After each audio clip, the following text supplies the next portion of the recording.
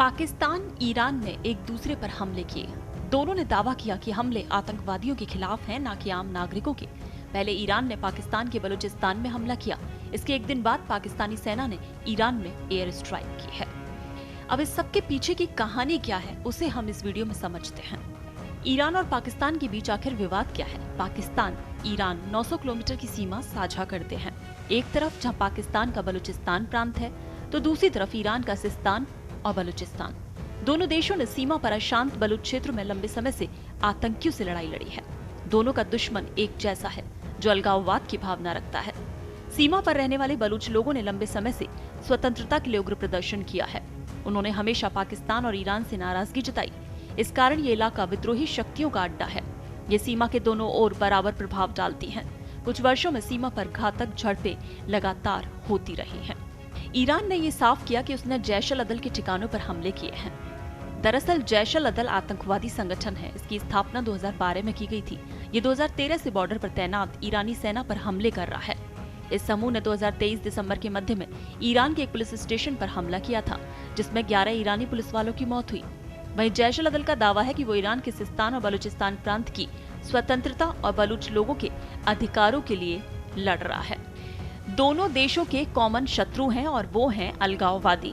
तो ऐसे में एक दूसरे पर हमलों को अजीब माना जा रहा है, क्योंकि ईरान ने पाकिस्तान पर सीमा पार हमलों के लिए जिम्मेदार जैश अल अदल जैसे आतंकवादी समूहों को पनाह और समर्थन देने का आरोप लगाया है। उधर ईरान के हमले से पाकिस्तान में लोगों का गुस्सा सरकार के प्रति लगातार बढ़ रहा था।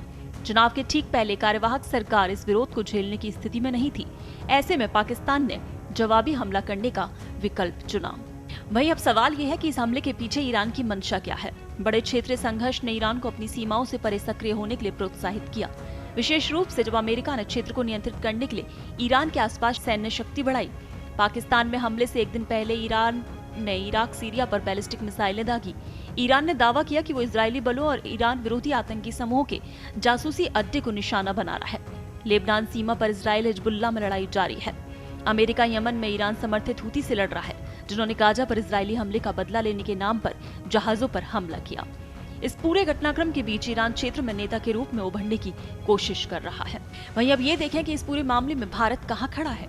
विदेश मंत्रालय ने कहा ये मामला ईरान और पाकिस्तान के बीच का है, लेकिन जहां तक भारत का सवाल है, आतंकवाद को लेकर हमारे देश की नीति जीरो टॉलरेंस की है। हम इस बात को समझते हैं कि कई देश आत्मरक्षा में कार्रवाई करते हैं। उधर अमेरिका ने ईरान की तरफ से किए गए हमलों को गलत बताया। चीन ने कहा कि दोनों देशों को संयम बरतना चाहिए। अब एक जैसे दुश्मन से निपटने की कोशिशों में दोनों देश आमने सामने युद्ध में जाएंगे, ऐसा नहीं लगता। दोनों देशों ने हमलों के बाद बेहद सधे शब्दों में प्रतिक्रियाएं दी हैं। पाकिस्तान ने जहां ईरान को दोस्ताना देश बताया है और समस्या का मिलकर सामना करने की बात कही, तो ईरान ने भी इसी भाषा में प्रतिक्रिया दी और कहा कि उनके हमले पाकिस्तान के खिलाफ नहीं, आतंकी समूहों के खिलाफ है।